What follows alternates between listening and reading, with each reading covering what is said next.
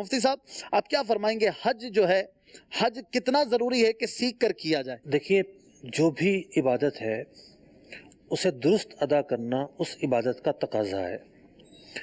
عبادت کا معنی ہے اللہ تبارک و تعالیٰ کی بارگاہ میں تعظیم بجا لانا، یعنی ہر عبادت کی جو اصل روح ہے، جو اصل مقصد ہے، وہ ہے اللہ تبارک و تعالیٰ کی بارگاہ میں تعظیم بجا لانا۔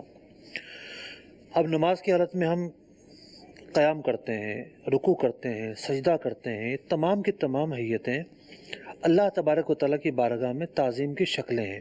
صحیح۔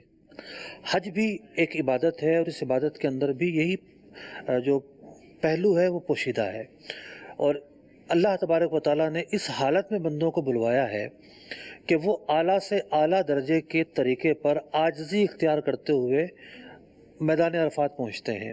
سلاوا لباس نہیں پہنتے، سادی چادریں پہنتے ہیں، سادی چپلیں پہنتے ہیں، مرد جو ہے وہ ننگا سر رکھتے ہیں، خوشبو نہیں لگاتے، زینت سے بچتے ہیں، اور لبیک کی صدائیں دیتے ہوئے پہنچتے ہیں۔ تو یہ تو ہے ان کا ظاہری حلیہ، ظاہری اعتبار سے ان کو اس طریقے سے جانا ہے۔ دوسری چیز کیا ہے کہ ہر چیز کا ایک وقت ہے، جس طرح نماز ہے، ظہر کی نماز ظہر کے وقت میں پڑھی جائے گی، اگر وہ عصر میں پڑھیں گے تو قضا ہو جائے گی۔ فجر کی نماز سورج طلوع ہونے سے پہلے تک ختم ہونا ضروری ہے، ورنہ وہ نماز نہیں ہوگی۔ تو نمازوں میں بھی جس طریقے سے اوقات مقرر ہیں، شرائط مقرر ہیں، فرائض ہیں، واجبات ہیں، حج کے حوالے سے بھی اوقات مقرر ہیں، حج کے فرائض ہیں، حج کے واجبات ہیں، حج کے ارکان ہیں، جنہیں مناسک حج کہا جاتا ہے۔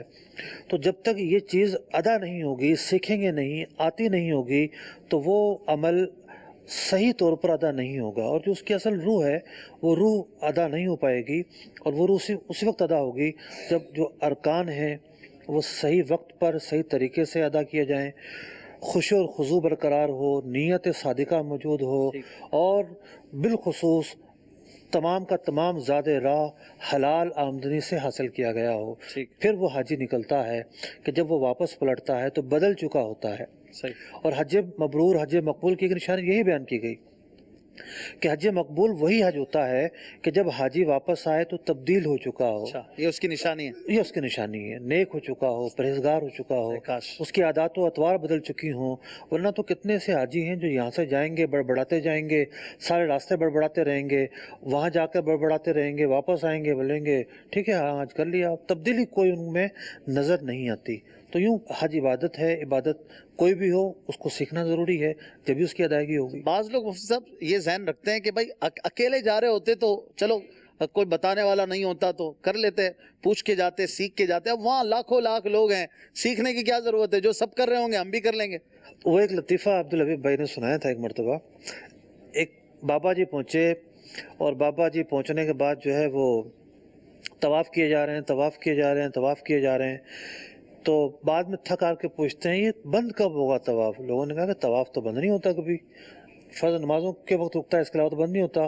اچھا مجھے تو کسی نے کہا تھا جیسے لوگ کرے تم بھی کرتے رہنا۔ اچھا صحیح ہے۔ تو پھر دوسری بات یہ ہوتی ہے کہ جو لوگ جا رہے ہیں کیا وہ سارے کے سارے علماء ہیں؟ صحیح۔ وہ بھی نمازیں تو ہم بچپن سے سیکھتے آ رہے ہیں، دیکھتے آ رہے ہیں، ہمارے سامنے ادائیگی ہو رہی ہے، لیکن حج جو ہے وہ تو ہم نے کبھی پریکٹیکلی دیکھا ہی نہیں ہے۔ جی ہم جب سن رہے ہوتے ہیں تب بھی ہمارے خیالات اس کا احاطہ نہیں کر پاتے، یہ کیا چیز ہے، یہ کیا چیز ہے، یہ کیا چیز ہے۔ تو وہاں جا کر ہر آدمی ہی انجان ہوتا ہے، اور مشکل میں ہوتا ہے، بہت مشکل میں ہوتا ہے۔ تو پہلے سے سیکھ کر جانا ضروری ہے، جتنا زیادہ پہلے سے سیکھیں گے وہاں اتنی زیادہ آسانی ہوگی۔